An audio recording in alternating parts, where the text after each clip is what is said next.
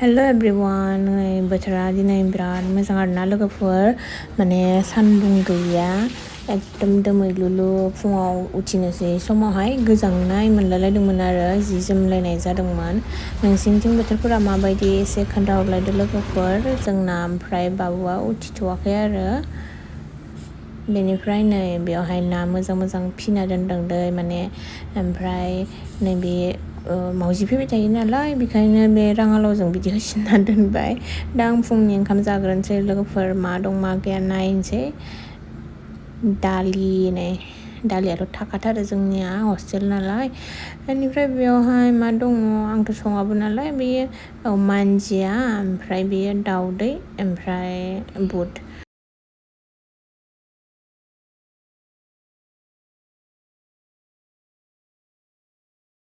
जाना लाग्रोनोसै आं दायो लोगोफोरनो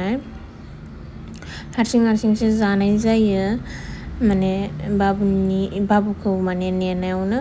फाला जानाय जायो आरोना गावबागाव जाय फारि जायो दा मायाबो आंबो जाफाखानोसै होननानै मायाबो फैबाय आरोना नै सानैजों जानोसै दा लोगोफोरनिफ्राय दासान्दि भिडिअ आं भइस अभार बांसिन होनाय जादों दे गाज्रि मोननो नाङा एसे लासैबो खोनानो हागौ खारन बाबुआ उन्दुना थायो नालाय आङो बारा गोसायै भइस अभार होनो हाया आरो आंबो निजे मानसिया माने नुजानो हायाखै नोंथांमोननि सिगाङावहाय पेम्पार्सआ लोगोफोर माने एक्सारसाइजआ बाबुनो दा जादों आरोना बेनिफ्राय एक्सारसाइजआनो नै दा जोबसिगोन माने एक्सारसाइजखौहाय मोनसेल' लाबोनाय जादोंमोन माने दङ पेम्पार्सआलाय बुरजानो नैबेबो सासे बिजावजालिया होदोंमोन बिना हिमालयानि ओमफ्राय गासिबो माने एस साइजनिसो दङ आरोना दा जिखिनि दङ पेम्पार्सआथ' बुरजा पेकेट दङ खिन्थु एस साइजनि दा जायोना जाया बख' नायदोंमोन आरो एक्सेसआ माने आरामसे फिट जायो एसआ एसे गिदिर जायो खिन्थु एसे सेमानो दे लोगोफोर माने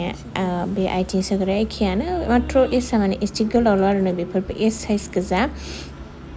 बेनिखायनो बख'ना नायबाय एक्सेस थाफ्लांनो हानाय नामा होननानै नायबाय नैबे आरो वाइफ्स मरिसन्सनि बेथ' पेकेटनै जोब्बाय पेकेट ब्रैमोन पेकेट ब्रैयाव 2 बेसेबांबा लादोंमोन आरोना कमन मोनदोंमोन पेकेटनै जोब्बाय बेनिफ्राय हिमालयानि मोनसे बेबो जोब्बाय गासै टटेल पेकेटथाम जोब्बाय आरो लोगोफोर ओमफ्राय नै आंहा डिउटि जालायबाय गाइखेर लोंनायनि प्रटिनखौ आं दिनै लोंथ'ला खारन आं दिनै सिंग्राजों लोंगोन आरोना गाइखेरखौ सिंग्राजों लोंनो लुगैदों नालाय बेखायनो प्रटिनजों एसे आलादा टेस्ट जायो बेखायनो लोंथ'ला आरो नै पार्सेल फैलायबाय नै बेखेवना नायनोसै र' माबायदि फैदों माने बेखौहाय एकदम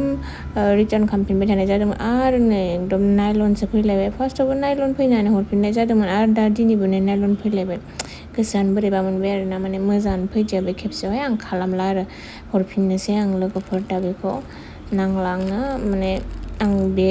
जिनिसखौहाय आङो अर्डारखौनो खालामला आरो दा मा सानजौफुनि जानाया मा बेखौ नायनोसै नायनायानो खामानि जानायानो खामानि आरो आंना लोगोफोरनि वाव ना मागुर रुदबनाय जि गोथाव मोनो आं ना मागुरखौ लोगोफोर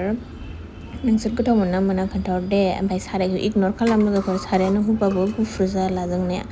एकदम बिदिनो थायो आरो मा दंबायो नायनोसै लोगोफोर एसे बेयो माथाय खोबना दोनथ'बलायदों बे मुला ओमफ्राय लाइ न'नि दहाय बाबाया फुदोंमोन ना बेखौनो भाजि खालामबाय आरो मा दङथाय नै तिता केरेला लोगोफोर बिदिबा जानोसै बाय बाय